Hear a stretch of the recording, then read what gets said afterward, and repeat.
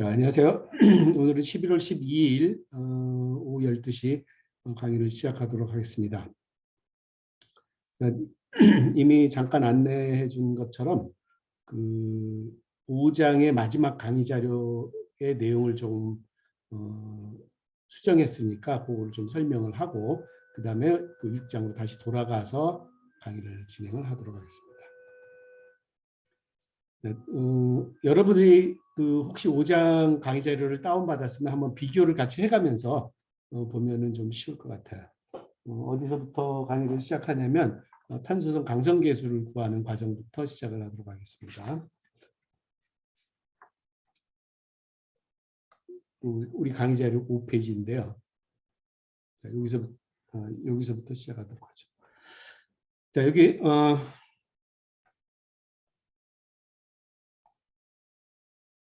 항복 조건에서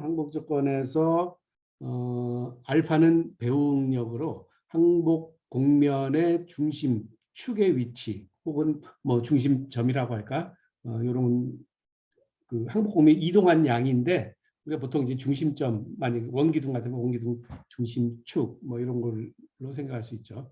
그 다음에 카파는 스칼라로 항복 곡면의 크기를 나타내고 있어요. 알파나 카파 둘 다 경화 변수예요. 그런데 알파는 이동 경화 변수를 나타내고 그러니까 항복 곡면의 이동 한 양을 나타내고 그다음에 카파는 크기를 나타내는 양이에요. 여러분들이 이미 그 과제물에서 여러 가지 이동 경화 모델을 각자 조사를 해봤기 때문에 다양한 이동 경화 모델이 있다는 건 이미 알고 있죠. 그 이동 경화 모델이 다양하다 하는 의미는 뭐냐면 그만큼 이동경화 거동은 실제 재료의 그 이동경화 거동 그러니까 바우싱거 효과죠. 바우싱거 효과가 나타나는 양상은 조금씩 하나로 간단히 나타내기는 좀 복잡하다. 이런 의미가 되겠죠. 자, 그래서 우리 교재에서는 그냥 제일 간단한 경우만 소개를 하고 있는데 순수하게 그냥 평행 이동만 하는 경우, 항복 국면이 평행 이동하는 경우만 그 소개를 하고 있어요. 자,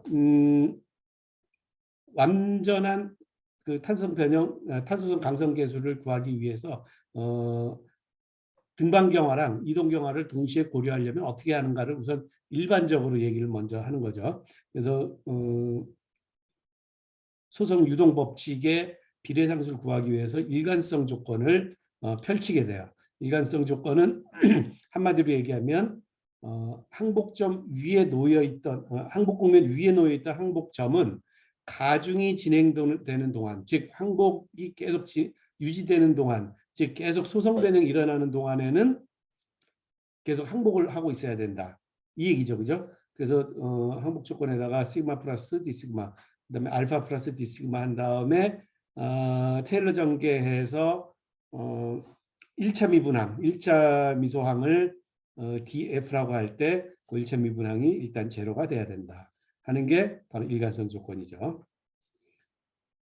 선형조합 항복 조건은 뭐냐면 선형조합이라고 그 예전에는 지난 시간까지 이름 붙였지만 사실 정확한 표현은 이제 그냥 조합형 항복 조건 이렇게 해야지 더 맞을 것 같아요. 선형으로 꼭 조합하지는 않으니까 그냥 더하기만 서로 한다는 의미니까 이 선형이라는 의미는 뭐냐면 이제 우리가 그 유동력 곡선 여기 오른쪽 위에 그 응력 곡선 보이죠? 요거 이제 다른 요걸 식으로 표현하면 여기 이제 유동력 곡선인데 요거는 이제 한 방향으로 임장 시험을 했을 때 혹은 한 방향으로 압축 시험을 했을 때 얻을 수 있는 응력 변형률 곡선이잖아요. 그러면 여기 이제 경화 현상이 보인다고요. 그러면 이 경화 현상이 순수하게 항복 국면이 등반 경화했기 때문에, 즉 항복 국면 크기가 커졌기 때문에 이렇게 경화되는 거냐? 아니면은 항복 국면 크기는 커지지 않았는데 항복 국면이 평행 이동했기 때문에 이렇게 이 방향으로 인장 시험했을 때 마치 그 항복력이 커지는 것처럼 보이느냐, 아니면 그 둘의 조합이냐, 뭐 선형 조합이건 아니 비선형 조합이건 간에 뭐 주로 이제 더하기니까 부분별로 나누면 선형 조합이겠죠. 그래서 이제 조합형 항복 조건 혹은 뭐 더하기로 조합이 됐다 그래서 선형 조합형 항복 조건 이렇게 이제 이름을 붙인 거죠. 그래서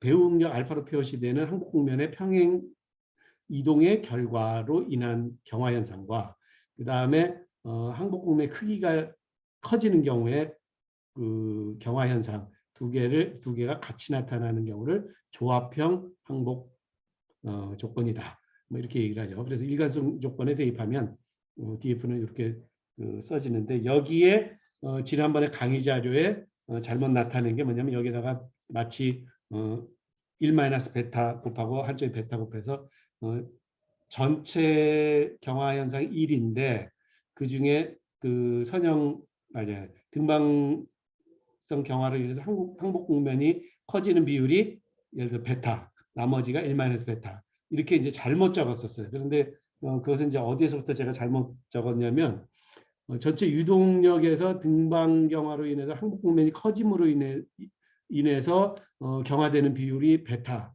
그거는 맞아요. 맞는데 그렇다고 해서 나머지가 이동 경화한 거에 1-베타만큼만 경화한다. 이거는 틀리다 이거예요. 왜 틀리는지 이제 나중에 결론에서 얘기를 하도록 하죠. 자, 그래서 여기 1-베타랑 베타랑 빼고 대신에 요 디카파 오버 디 입실론 P는 순수하게 항복 국면이 커지는 증가율만 나타낸 거예요. 그래서 요거를 이제 우리가 뒷장으로 가면 여기도 이제 1-베타, 베타 뺐죠. 여러분들 강의 자료하고 지난번 강의 자료하고 한번 비교해 가면서 보도록 하면은 보게 되면은 쉽게 이해가 될 거예요. 그래서 제일 그 중요한 내용이 요거야. 이게 뭐냐면 이 카파가 뭘로 정의되냐면 이거는 이제 지난번 강의 자료에도 있어요. D 시그마 Y 오버 D 입실론 P다. 시그마 Y는 순수하게 항복 국면의 크기를 나타내요.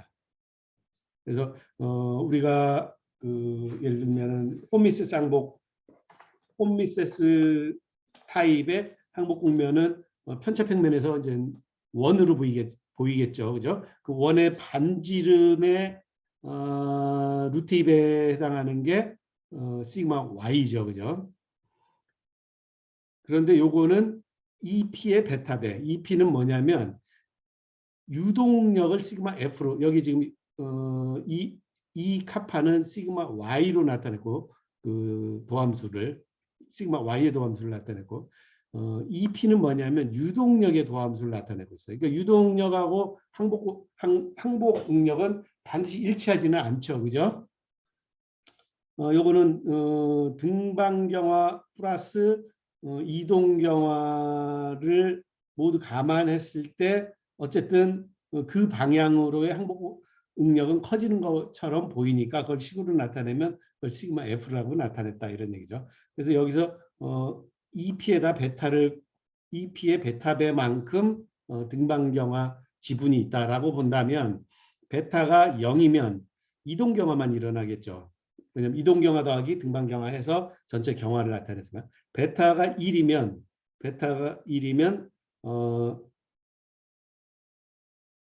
등방경화만 나타나는 거가 되겠죠. 그죠? 왜냐하면 요 유동력의 증가분이 전부 다 그 등방경화로 인해서 생긴 걸 테니까 만약 베타가 0에서 1 사이면은 이동경화도 일어나고 등방경화도 일어나겠죠. 그죠? 그래서 요 점이 좀 명확하게 설명이 돼야 될 것 같아서 오늘 좀 추가를 했습니다. 그리고 이제 이 뒤에 강의 자료에도 역시 수정된 부분이 있어요. 여기 1-베타, 베타가 있었는데 뺐고 여기 1-베타, 베타가 있었는데 빼고 그 대신에 여기 이제 지난번 강의 자료부터 이 카파가 들어온 거는 여전히 똑같죠. 예전에 이제 뭐를 내가 착각을 했냐면 여기 이 P가 있는 경우에는 여기에만 베타가 있는 거는 맞아요. 하지만 여기에 1-베타가 있으면 안 된다. 그래서 이걸 일반적으로 설명하기 위해서 지금 오늘 강의 자료처럼 수정을 한 거죠. 그 다음에 여기도 여기 1-베타가 있었는데 빼고 여기에 베타가 있었는데 빼고 그 대신에 이제 요걸 좀 추가를 했죠.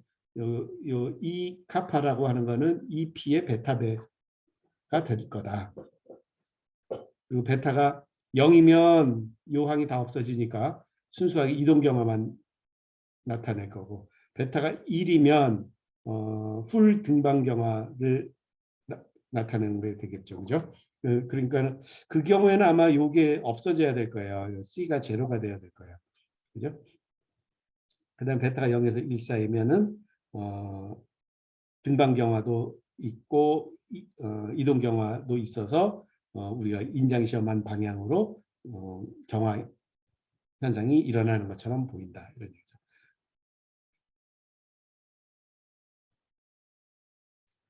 그다음에 여기에도 여기에 그 1 베타 베타를 없앴고요. 어쨌거나 요 두 개를 다 합해서 소선계수가 정의가 돼요. 소선계수가 정의가 된다. 그 다음에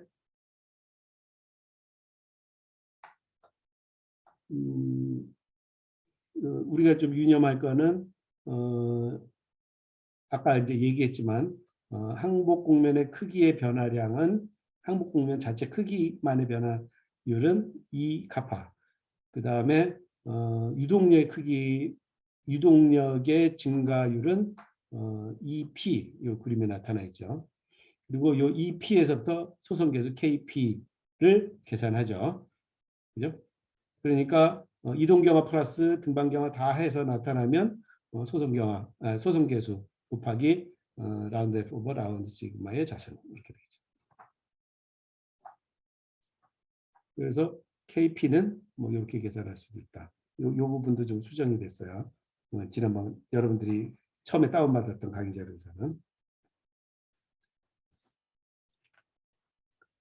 그 다음에 또 수정된 부분이 여기에는 베타가 없었으니까 넘어가고 여기도 없었으니까 넘어가고 여기에서 또 수정이 되죠. 1 베타 베타 있었는데 여기 다음 페이지 있죠.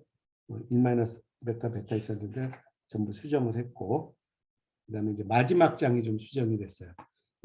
이 카파는 마지막에 이제 전체적으로 정리를 하는데 이 카파는 베타배의 2P라 할 때 완전 소송 재료는 어차피 이제 이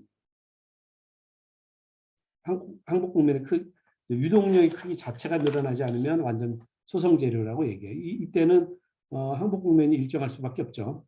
그다음에 등방성 경화 모델은 베타가 1인 경우 유동력 증가분이 그대로 항복 국면이 커진 거랑 똑같은 경우 그러니까 항복 국면이 커진 것에 의해서만 유동력이 증가하는 경우 그다음에 운동성 경화 모델 요거는 사실 운동성 경화 모델만 있는 경우인데 조금 더 추가 설명을 여러분들이 좀 해야 될 것 같아요. 나중에 이동 경화 모델만 있는 경우는 베타가 아예 0이면 항복 국면이 커진 이유가 이동 경화만의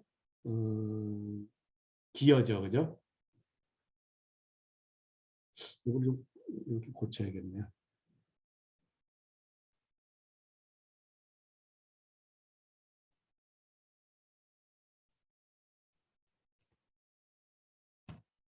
이동경화 only라고 하나 붙여놓죠. 등방성경화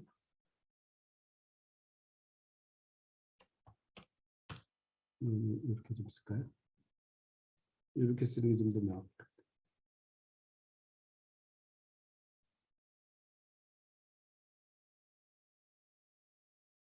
그렇죠. 이렇게 쓰는 게 좀 맞을 것 같아요. 자, 좀 그동안 헷갈리게 해서 좀 미안합니다. 등방성 경화만 일어나는 모델은 베타가 1이 등방성 경화만이라고 얘기는 요거는 아니네요. 등방성 경화가 100% 기여하는 경우죠. 그렇죠. 등방성 경화만 일어나는 경우. 그러니까 이 경우에는 이동 경화는 사실 없는 거예요. 왜냐하면 유동력의 증가분이 뭡니까? 항복 국면의 크기가 커진 것 때문에 유동력이 증가한 거니까 이동 경화는 아예 들어올 틈이 없죠. 맞는 얘기예요. 이 등방성 경화 올림 모델. 이때는 만약에 프라가 이동 경화 모델 같으면은 C가 제로가 될 수밖에 없어요. 그 다음에 지글러 모델 같으면은 D뮤가 제로가 될 수밖에 없겠죠. 그죠? 왜냐면 유동력이 커졌는데 그 커진 이유가 오로지 항복 국면이 커졌기 때문에 유동력이 커졌다는 100%그 항복 국면 등방성 경화만 일어났다고 하면 이동 경화는 안 일어났을 테니까 이동경화로 인해서 항복 능력이 커질 기여부는 없으니까 C나 프라가 모델 이동경화 모델 C나 아니면 지글러 이동경화 모델 D, 뮤는 다 제로가 돼야 되겠죠. 그 다음에 0에서 베타가 0에서 1 사이다. 그러면은 이거는 둘 다 기여가 있다 이런 얘기죠. 항복 공명 크기는 부분적으로 이제 커진다. 이해가 되죠? 혹시 질문이 있으면 질문하기 바랍니다. 그리고 이것도 조금 살짝 수정을 했어요. 내용이 달라진 건 아니고 볼드체로 바꿨어요. 그 텐서들. 혹시 질문 있으면 질문을 할까요?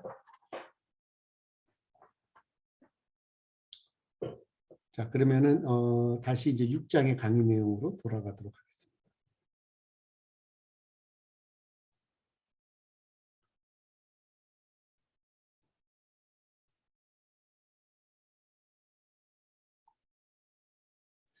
자, 6장의 강의 내용으로 돌아왔어요.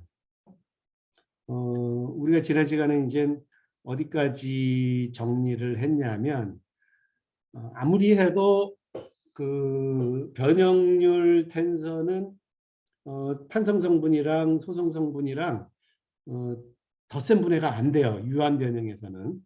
그죠? 아무리 해도 덧셈 분해가 안 돼요. 그런데 그 중에서 변형 속도 텐사는 역시 덧셈 분해는 안 되는데 일반적으로는 덧셈 분해가 안 되는데 어떤 경우에 한해서 덧셈 분해가 되냐면 요 VE가 그러니까는 탄성 변형 성분이 소성 변형 성분보다 훨씬 작은 경우, 그러니까 유한 변형 내에서 그러니까 유한 변형 한다고 봤을 때 탄소성 유한 변형했을 때 탄성 변형 성분이 소성 변형 성분보다 훨씬 작은 경우, 요때는 어떻게 그 조금 우리가 근사를 시킬 수 있냐면 VE가 앞에 곱해지고 뒤에 역행렬 곱해지고 그 다음에 요거는 뭐 어차피 WP라는 거는 반대칭 성분이니까 그러면은 요게 그1 플러스 작은 양, 요건 1 마이너스 작은 양에서 대략 요 계산하면 DP로 분사시킬 수 있어요. 그죠? 그래서 DP가 나왔고 그 다음에 WP는 어차피 WP로 근사시킬 수 있었을 텐데 WP라는 거는 대칭 성분이 없기 때문에 제로로 요거는 세 번째 항은 요거는 날아간단 말이죠. 그냥. 그래서 변형 속도 텐사가 보니까 탄성 성분하고 소성 성분의 덧셈 분해로 서로 나눠질 수 있구나. 어떨 때? 유한 변형일 때도. 유한 변형 중에서 탄성 변형 성분이 소성 변형 성분보다 훨씬 작아서 소성 변형 성분의 크기에 비해서는 탄성 변형 성분은 살짝 무시할 수 있을 정도의 속도 구배 텐서를 가지면 이렇게 변형 속도 텐서는 탄성 성분하고 소성 성분으로 덧셈 분해할 수 있구나. 그 중에 그러면 이제 덧셈 분해 됐으니까 이제부터는 우리가 미소 변형 이론에서 얘기했던 거랑 똑같은 절차로 진행이 돼요. 그런데 미소 변형 이론에서는 탄성 변형의 구성 방정식이 일반적인 그 탄성 변형 구성 방정식인 일반화된 후크의 법칙을 그냥 사용을 했는데 총 응력 대 총 변형률에 대한 후크의 법칙을 사용했는데 여기서는 이게 변형률이 아니라 뭐냐면 변형 속도란 말이에요. 탄성 변형의 변형 속도 텐사예요. 그러니까 요거에 대한 구성 방정식을 써야 되겠죠. 그죠? 그래서 이제 이때 이제 갈림길이 생겨요. 어떤 갈림길이 생긴다고 했냐면 아탄성 이론을 쓸 거냐 초탄성 이론을 쓸 거냐. 초탄성 이론은 그 이론 자체가 하나의 큰 그 연구 분야이기 때문에 그 우리 과목에서는 초탄성 이론은 예를 들면 고무의 변형 뭐 이런 것처럼 탄성 변형 자체가 엄청 크면서 그러니까 이제 유한 변형으로 이제 다루면서 동시에 에너지 밀도 함수를 써서 물리적인 의미가 명백할 때 이때는 이제 초탄성 이론 쓰지만 그냥 요 양이 작아서 탄성 변형 성분 양이 작아서 그게 좀 근사적으로 에너지 밀도 함수와 상관없이 그냥 여기에 변형 속도 텐서를 마치 일반화된 후쿠의 법칙의 변형률 텐서처럼 그대로 활용을 해가지고 일반화된 후쿠의 법칙과 똑같은 모양으로 오른쪽에 D를 집어넣는다면 왼쪽은 변형 속도가 돼야 되는데 변형 속도를 그대로 쓸 수는 없잖아요. 왜 그대로 쓸 수 없냐면 객관성이 없으니까. 그래서 객관성 있는 변형 속도 텐서를 그게 이제 어떤 모델이 됐든 간에 객관성 있는 변형 속도 텐서를 써서 일반의 후쿠의 법칙과 똑같은 모양으로 써보도록 하는 그런 아탄성 이론을 우리 과목에서는 한번 적용을 해보자. 그렇게 해서 유한 변형의 탄소성 변형 구성 방정식을 만들어 보자. 이게 이제 기본 방향이에요. 요 두 개를 U하고 G를 라메이의 상수, 일반화된 후쿠의 법칙에 사용된 라메이 상수라고 얘기를 하는데 뮤는 예컨대 뭘로 표시가 되냐면 탄성계수 E하고 그다음 포화성 B 이렇게 표시가 돼요. G는 우리가 전단 탄성계수라고 이제 부르는 건데 부르는 재료 상수인데 탄성계수 E하고 포화성 B 이렇게 계산이 되죠. 그래서 요거 뮤하고 G를 이전에 그 미소 변형 이론에서 설명할 때도 또 똑같이 이런 식으로 설명을 했었죠. 그러면서 이제 한 가지 부가적으로 설명한 게 뭐였냐면 등방성이면서 탄성 변형하는 경우, 등방성 탄성 변형하는 경우에는 독립적인 재료 상수가 두 개만 남는다. 이런 얘기를 했죠.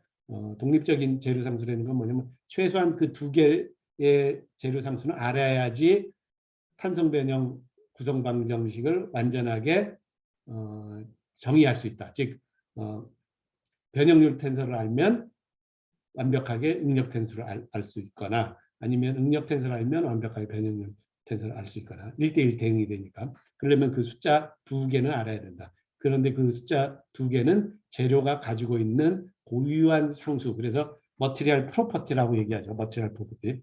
특히 일레스틱 데포메이션에 대한 머티리얼 프로퍼티가 되죠. 그런데 이 아탄성 이론에서도 역시 똑같이 뮤하고 G 혹은 뭐 탄성계수 E하고 포화성 B, 누 이렇게 이제 똑같은 그 재료 상수를 쓰겠다 이런 얘기예요.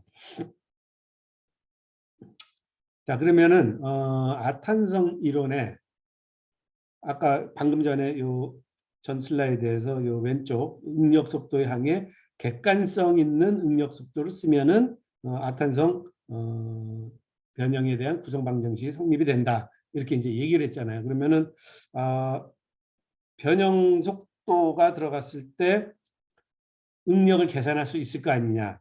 그러면 한번 검증해 보자. 이 구성 방정식이 적절한가 적절하지 않은가 한번 우리가 검토를 해보자. 그래서 단순 전단 변형하는 경우에 한해서 객관성 있는 응력 속도 어떤 걸 사용하면 좋을까? 아니면 뭐 사실은 객관성 있는 응력 속도 사용하면은 그 변형량이 그렇게 크지 않으면 다 작동을 하는데 괜찮은 편인데 그 중에서도 변형량이 아주 컸을 때 유한 변형의 정도가 아주 심해졌을 때도 무리 없이 쓸 수 있는 객관성 있는 응력 속도에는 뭐가 있을까? 그래서 각 응력 속도, 객관성 있는 응력 속도를 한 세 가지를 한번 여기다 대입을 해서 한번 정리를 해보려고 해요. 그래서 우선 첫 번째 객관성 있는 응력 속도로 가장 보편적으로 사용되는 야우만 응력 속도.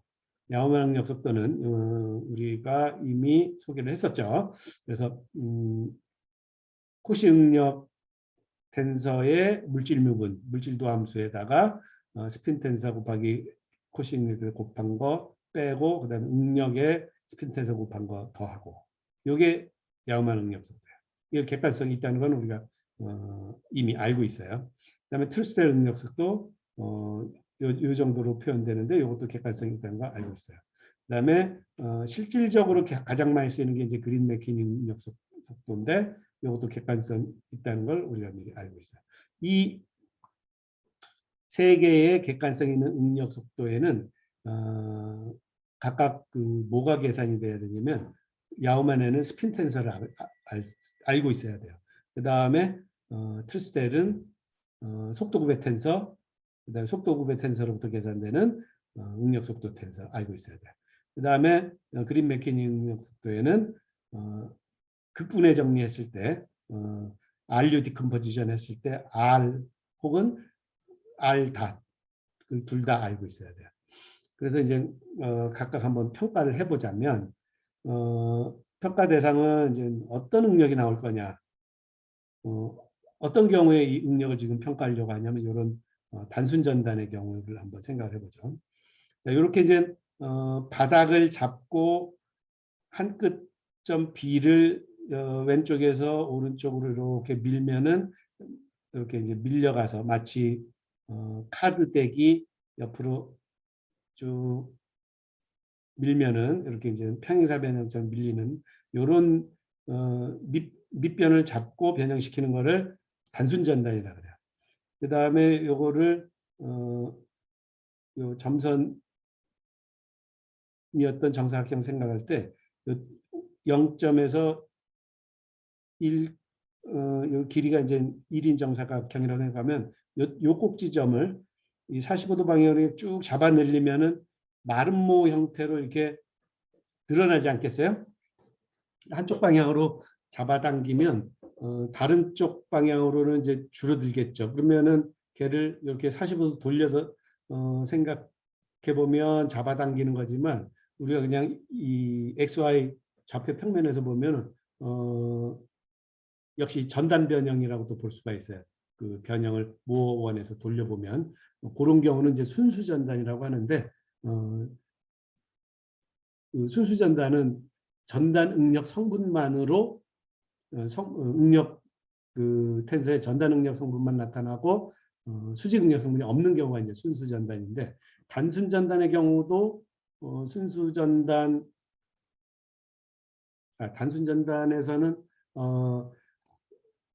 지금 특히 유한 변형의 경우에는 어떤 객관성 있는 응력 속도를 사용하느냐에 따라서 전단 방향으로만 응력이 나타나느냐 아니면 그게 수직한 방향으로도 수직 응력 성분도 나타나느냐 그거는 응력 속도를 어떤 응력 속도를 사용하느냐에 따라 달라져요. 그러니까 이제 물리적으로 어떤 객관성 응력 속도는 물리적으로 좀 상당히 타당하고 어떤 응력 속도 물리적으로 좀 불합리한 결과를 주는 경우가 있어요. 그러니까 그래서 여러 개의 응력 속도 모델이 있고 여러분들이 혹시 유한 변형으로 뭔가를 해석해야 될 때는 잘 골라서 써야 된다 이런 얘기죠. 자, 이런 단순 전단의 경우는 오른쪽으로 지금 감마만큼 밀렸다라고 치는데 이게 시간 t 동안에 일어난다고 한번 생각을 해봅시다. 그러면은 감마가 일어나는 속도를 감마 닷이라고 했을 때 전단 변형률 속도죠. 감마 닷은 L은 감마 닷이 되는 거죠. 요 감마 닷을 구하고 싶으면은 감마 닷 곱하기 t만큼 감마가 생긴다 이렇게 생각을 하면 되는 거죠. 그 다음에 요 L을 구하고 나면 D는 요 L 플러스 L 트랜스포즈, 그 다음에 W는 L 마이너스 L 트랜스포즈에서 각각 구해 놓을 수가 있어요. 그 다음에 이제 R을 구해야 되는데 R은 어떻게 구하냐면 요 뒷장 슬라이드에 있어요. R은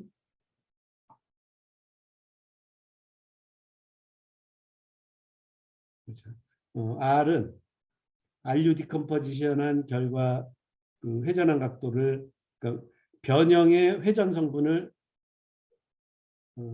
변형의 회전 각도를 파이라고 하면은 R은 이렇게 정리가 되고 그 다음에 순수 신장만 일어난 변형은 아직은 정확히 몰라요. 그래서 U1 대각선항을 U1, U2 그 다음에 2차 문제니까 1 놓고 그 다음에 이쪽에 있는 성분은 아직 잘 모르니까 미지수를 U3 놓은 다음에 이 두 개를 풀어가지고 전체적으로 풀어가지고 1 감마 1 이렇게 되도록 만들어줘야 돼요.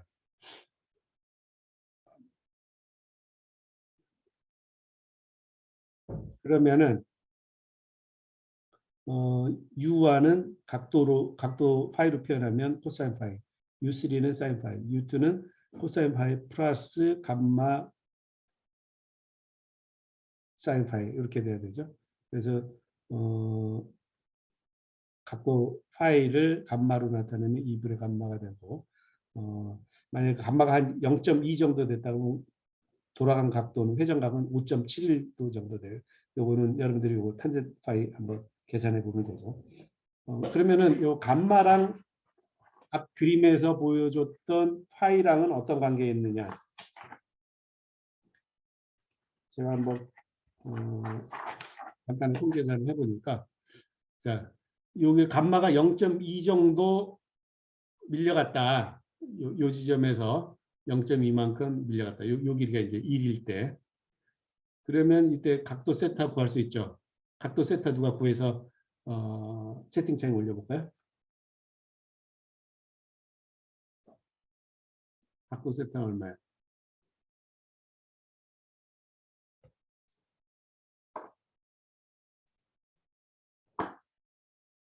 0.2만, 그러니까 탄젠트 세타는 0.2예요. 그죠? 그럴 때 세타는 몇 대요?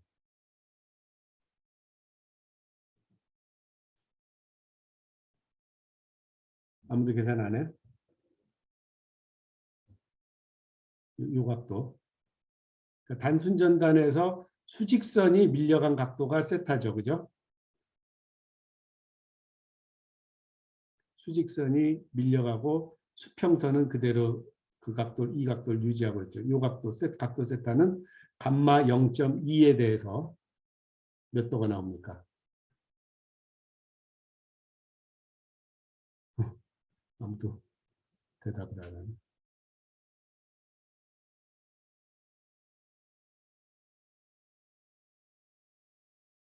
이승철 있어요?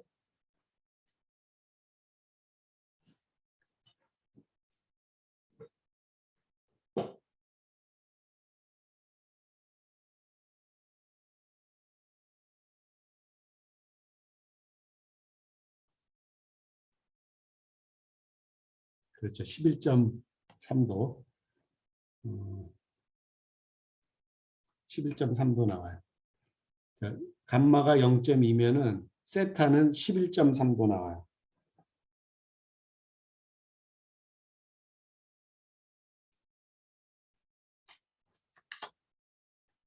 아까 계산했었는데. 그런데 파이는 5.71도 나오죠. 그죠? 그러니까 대략 파이가 세타의 한 절반 정도 되는 거예요. 그 각도, 는 전단 변형했을 때 이 회전각이 아주 크지 않을 때는 0.2 정도면 사실 변형률로는 상당히 큰 편이죠. 그러니까 대변형에 해당해요. 하지만 여전히 각도로 보면 이게 그렇게 큰 각도는 아닌데 여기서 보면은 단순 전단했을 때 각도 10.3도는 얘를 이 안에서 내부에서 미소선 요소가 회전한 것과 그다음에 순수 신장한 걸로 따지자면 회전한 미소선 요소의 회전한 각도는 5.71도다 이런 얘기죠. 그죠? 한 절반 정도 되죠. 그죠? 그러니까는 이렇게 단순 전단한 다음에 요거를 5.71도만큼 살짝 회전시켜 놓으면은 전체적으로 전단 변형이 일어나고 그다음에 대각선 방향으로는 순수 신장이 일어났다라고 대략적으로 얘기할 수 있겠죠. 자, 각도 파이하고 그다음 각도 세타의 그 차이점에 대해서 얘기를 했고, 학생들이 지금 수강생들이 금방금방 계산을 못 하는데 그렇게 되면 이제 또 이쪽에 대해서 또 퀴즈 문제를 만들어낼 수밖에 없어요. 다음 시간에는 여러분들이 중요하니까 필히 이제 계산을 해보라는 얘기죠. 자, 그러면 이제 야우만 응력 속도에 대해 응력 속도의 아탄성 해에 대해서 한번 검토를 해보겠습니다. 이런 식으로 변형이 일어났을 때 응력은 얼마나 생기느냐. 이게 이제 아탄성 해죠. 그죠? 아탄성 구성 방정식의 결과로서 응력은 얼마가 발생하느냐. 그러면은 이제 우리가 속도급의 텐서 L 아까 알았으니까 이제 스핀 텐서 구했죠. 그럼 스핀 텐서를 요 야음한 응력 속도 자리에 집어넣고 그 다음에 여기 D에다가는 요거를 집어넣고 하면은 그 결과가 지금 요거 그 다음에 여기 마이너스 W 시그마 그 다음에 시그마 그 다음에 W 그게 뭐가 돼야 되냐면 이 G배의 이 G배의 D가 돼야 되는 요거 요 D가 온 거죠. 그래서 첫 번째 성분은 쭉 정리해서 등식을 쓰면은 요 첫 번째 식이 돼요. 그다음에 두 번째 성분을 쭉 정리하면 요 두 번째 식이 돼요. 그다음에 어차피 이게 이제 대칭일 수밖에 없으니까 요 세 번째 식은 요 대각선에 있는 식이에요. 쭉 정리하면 요 세 번째 식이 돼요. 그러면 이건 어떤 식이 나오냐면 응력에 대한 1차 미분 방정식이 나오는데 성분의 개수가 3개예요. 그러니까 이제 시그마 11, 시그마 12, 그다음에 시그마 22 이 3개에 대해서 1차 미분 방정식이 나왔죠. 그래서 요거는 이제 1차 미분 방정식 시간에 대한 1차 미분 방정식이니까 이거를 시간에서 풀면은 그러니까 꽤 복잡하다고요. 이 유한 변형 부정 방정식. 요 풀면은 지금 이렇게 단순 전단 변형처럼 아주 간단한 경우에 이렇게 이제 단순하게 만들어져서 비교적 쉽게 구할 수 있어요. 응력 성분을. 그래서 시그마 1은 마이너스 시그마 2는 G의 1 코사인 감마배. 그 다음에 시그마 1, 2는 G의 사인 감마다. 자, 그러면은 이 해는 무엇을 얘기하고 있느냐? 자, 우선 첫 번째 뭘 얘기하고 있냐면 감마에 비례해서 감마의 사인에 비례해서 시그마 1, 2가 생겨요. 그러니까는 전단 응력의 사인배에 비례해서 전단 응력이 발생한다. 우리가 이제 미소 변형에서 알고 있던 거하고는 조금 틀리죠. 미소 변형에서는 어떻게 알고 있었냐면 감마에 G배하면은 시그마 1, 2가 생긴다. 그죠? 근데 감마 각도가 작을 때는 전단 변형률이 그렇게 크지 않을 때는 사인 감마를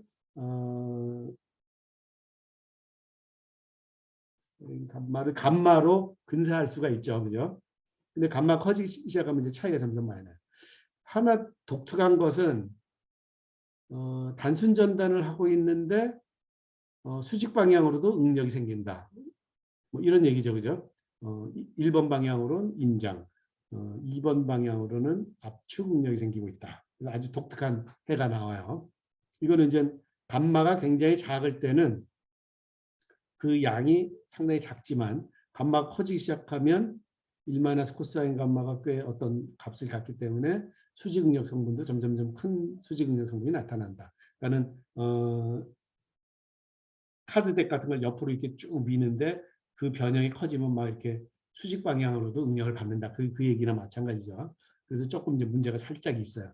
거기에다가 제일 문제가 있는 거는 이거죠. 이 두 번째 식에서 사인 감마에 비례하는데 사인 곡선은 이게 지금 사인 곡선을 그리기가 힘들어서 마치 타원의 일부처럼 그렇지만 요거 이제 사인 곡선 일부라고 한다면 점점 증가하다 최대점에 사인 함수라는 건 최대점 도달한다면 감소하잖아요. 그죠? 그러니까는 전단 변형이 계속 증가하는데 응력이 전단 응력이 감소한다. 이런 불합리한 경우가 생길 수 있어요. 그러니까 아무리 전단 변형이 커도 2분의 2 파이 정도를 지나가면 물리적으로 완전히 불합리한 경우가 생긴다. 이런 얘기죠. 2분의 파이면 3.14 나누기 2니까 한 1.7 정도 이상의 큰 전단 변형률에 대해서 쓰면은 아주 이상한 응력해가 얻어진다. 이 얘기나 마찬가지. 이해가 되죠? 자, 이번에는 트루스델 응력 속도를 한번 풀어보겠습니다. 그러면은 야우만 응력 속도에 대해서 했던 것과 똑같은 절차를 밟아서 응력 성분들에 대한 1차 미분방정식을 또 얻어요. 그러니까 이거를 얻는 거는 이제 여러 가지 절차를 이제 밟아야 되는 거죠. 여기다 L 대입하고 그 다음에 오른쪽에는 EG에 EG 곱하기 D 해서 등식으로 놓는 거죠. 그러고 나면은 요거는 이제 아까와는 조금 다른 다른 해가 얻어지는데, 자, 우선 요 세 번째 시그마 1, 2는 감마의 G배. 그러니까 전단 변형률에 비례해서 전단 변형률이 생긴다. 아주 좋아요. 그런데 중요한 문제가 두 가지가 발생해요. 하나는 시그마 1, 1이 생긴다 이런 얘기고, 그러니까 단순 전단 변형하고 있는데 1번 방향으로 수직 응력이 생기고 2번 방향으로는 또 안 생겨요. 그 다음에 그러다 보니까 J1 불변량을 계산을 해보면 J1 불변량을 계산해 보면 어때요? 시그마 1, 1 더하기 시그마 2, 2 더하기 시그마 3, 3는 G 감마 자승이 돼요. 이게 보면은 감마가 0이 아니면 이게 0이 아니죠. 지금 무슨 얘기예요, 이거는? 단순 전단 변형을 시키고 있는데 플러스 방향으로 정수합 응력이 작용을 해버린다. 이 얘기나 마찬가지예요. 참고로 야우만 응력 속도에서는 어떻게 되죠? 야우만 응력 속도에서는 그나마 시그마 1, 1은 마이너스 시그마 2, 2가 돼서 제1차 불변량은 이 경우는 어떻게 돼요? 그냥 제로죠. 그죠? 압력이 발생하지는 않아요. 그런데 트루스텔 응력 속도에서는 막 압력이, 이 경우는 이제 양의 압력이 발생하는 거니까 우리가 보통 압력 그러면 누르는 힘을 이제 보통 압력이라고 생각하지만 이 경우는 좀 양은 플러스 방향으로 막 부푸는 압력이 이제 생긴다 이런 얘기죠. 그래서 이것도 물리적으로는 좀 실제제로 거대형을 이걸로 모델링하면 조금 이상한 상황이 생길 수 있다. 이렇게 얘기할 수 있어요. 야후만 응력 속도 아까 얘기했죠. 좀 어느 정도 범위까지는 사용할 수 있지만 어느 정도 이상은 좀 사용하면 불합리할 거다. 그다음에 마지막으로 요거는 이제 제일 복잡한 경우긴 하지만 실제로 이제 정리해 보면 제일 합리적인 객관성 있는 응력 속도예요. 그래서 그린 매키닝 응력 속도 요 정의대로 R 구하고 R 닷 구해서 쭉 대입을 하면 요 해를 여러분들이 직접 구할 생각을 하지 말고 이제 여기까지 정리되는 거는 1차 미분 방정식 정리되는 거는 한번 해보고 그 다음에 1차 미분 방정식에 요 구해진 해를 1차 미분 방정식에 거꾸로 대입을 해가지고 요게 해가 되나 안 되나만 확인하면 돼요.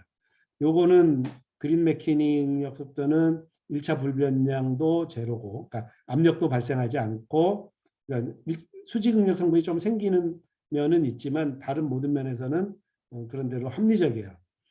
전단 변형률에 대해서 단조 증가하고, 그래서 요 그린 매키닝 력 속도 정도 사용하면 큰 문제가 없다 이런 얘기죠. 그래서 이게 이제 아탄성 이론을 정리한 건데. 뭐 요 세 가지 객관성 있는 응력 속도가 어떻게 정리될 수 있냐면 요 야우만 응력 속도, 트루스텔 응력 속도, 그린 매킹 응력 속도 이건 세 개 다 문제가 있다, 사용 못하겠다 이게 아니고 이거에 이 응력 속도들을 만약에 전단 변형률의 크기가 그렇게 크지 않으면 이 셋 다 굉장히 타당해요. 그리고 실제로 미소 변형이라는 게 아주 작은 변형률을 누적한 거는 미소 변형 이론이었지만 유한 변형이라 하더라도 무턱대고 막 변형률 큰 구간 하나를 그 구간 동안에 응력이 얼마가 발생했느냐 이런 식으로 따지면은 굉장히 좀 어렵다고요. 그죠? 그러니까는 적당히 그러니까 유한 변형을 하더라도 너무 큰 구간을 잡지 말고 적당히 작은 구간 안에서는 야우만이건 트루스텔이건 그린 매키니건 쓸 수 있는데 그 중에서도 특히 그린 매키니가 제일 좀 타당하다 이렇게 이해를 해야 되는 거죠. 그러니까 야우만으로 가자면 그 감마가 작은 구간 얼마든지 타당하게 사용할 수 있어요. 그다음에 트루스텔도 감마가 비교적 작은 구간에서 얼마든지 사용할 수 있어요. 근데 감마가 적당히 작은 구간에서 그린 매키니는 아주 합리적으로 사용할 수 있다. 그런 정도의 얘기인 거죠. 자, 그래서 지금 벌써 강의만 45분을 했는데 오늘 시험 퀴즈 시험 문제 개수는 좀 많아요. 물론 이제 작년에 출제했던 문제와 유형은 완전히 똑같지만 그래서 여러분들이 퀴즈 시험 문제를 한 플러스 한 15분, 그래서 맥시멈 한 45분 정도 풀었으면 좋겠어요. 넉넉히 시간 여유를 갖고 풀기 바라고. 자, 그러면은 오늘 강의는 여기까지 하고 일단